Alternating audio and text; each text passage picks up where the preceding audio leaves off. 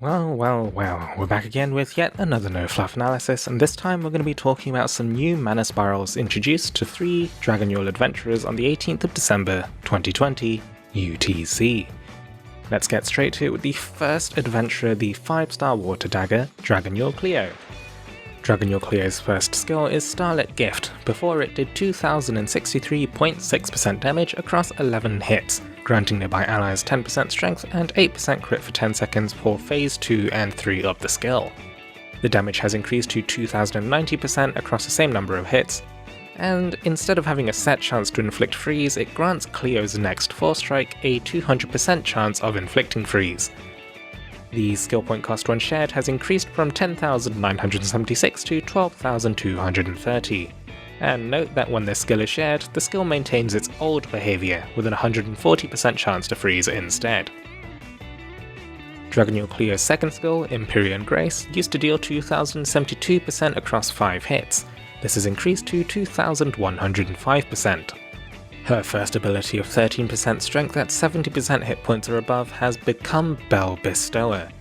Cleo retains the 13% conditional strength, but also gains 13% defense at 70% hit points or above. Stun Resist has become Potent Stun Resist, and her previous ability granting her 1 energy per 30 hit combo has had its requirements reduced to 20 hits instead. So this is a pretty mild increase in terms of pure numbers, but shifting the freeze effect to a controllable 4-strike also acts as a DPS increase. In scenarios against the twins where Dragonyule Cleo is the only freezer, Cleo is encouraged to hold her S1 for key moments to attempt to inflict freeze to interrupt mechanics. Now that Cleo no longer has to hold S1 to time freezes, she can cast more S1s over the course of the fight, leading to a DPS increase. Theoretically, let's say that Cleo only gained about 20% DPS on the DPS sim.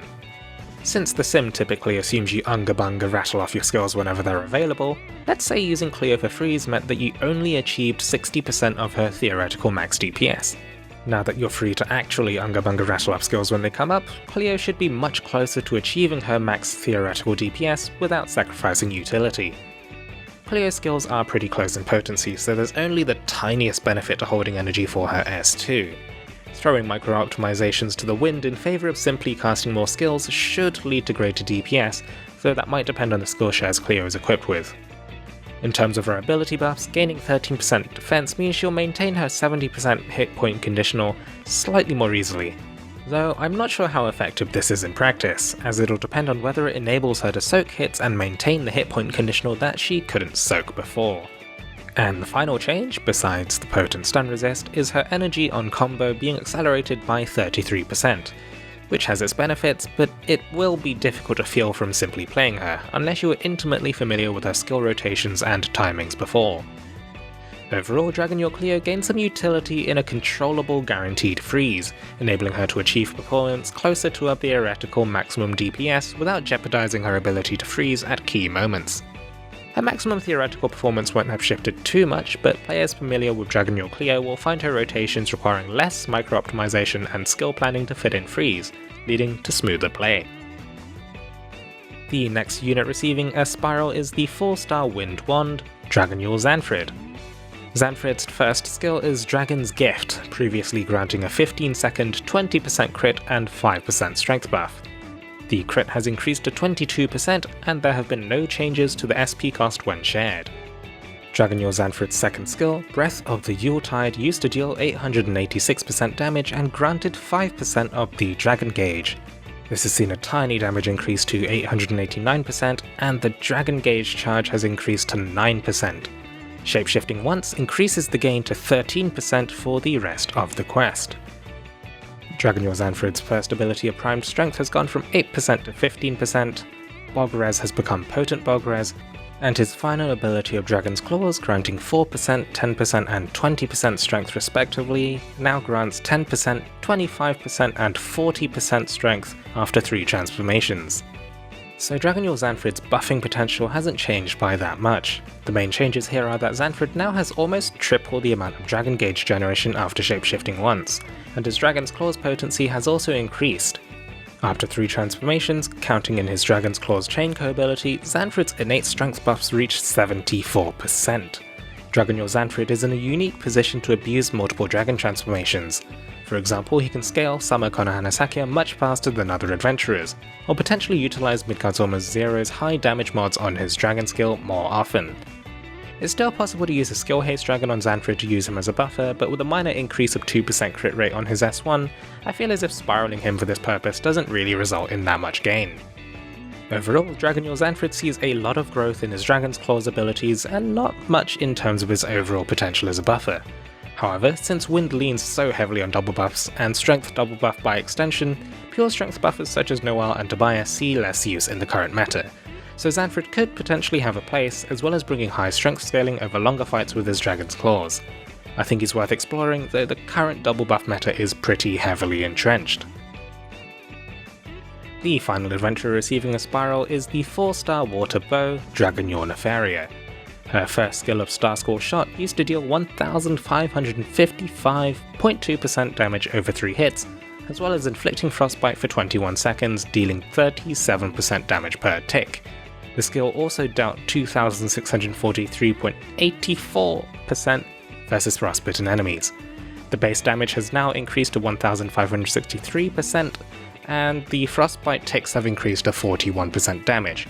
The damage against frostbitten enemies has increased to 2657.1%, and the SP cost when shared has increased from 7430 to 9907 SP.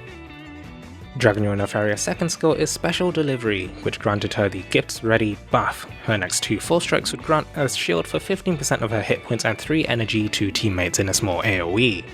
The shield strength has now increased to 20% of her hit points, and casting Special Delivery now applies the buffs to teammates near her on cast.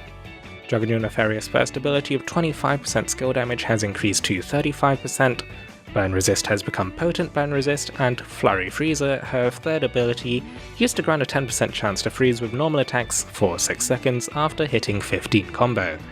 This has become Queen of Smiles, increasing the freeze chance to 25% and also granting her 10% Frostbitten Punisher.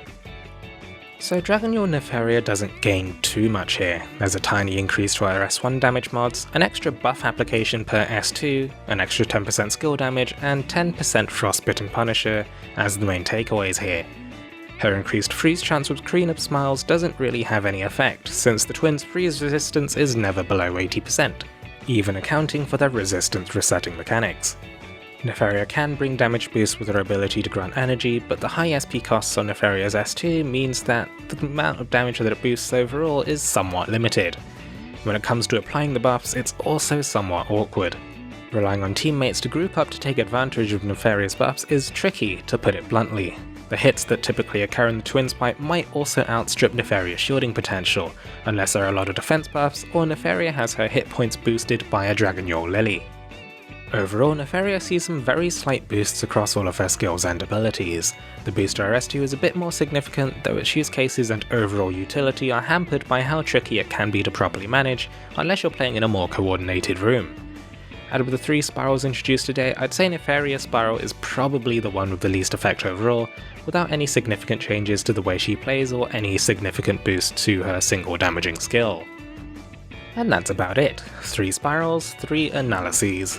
None of these strike me as the next big thing, though Xainfried probably sees the biggest changes with an improved ability to take advantage of buffs scaling from repeated transformations. Wind lacks the dragons to really take advantage of this, but with a possible Wind Gala dragon on the horizon, that might be about to change. As always, thank you very much for watching until the end. Take it easy, stay safe, and I'll catch you in the next video.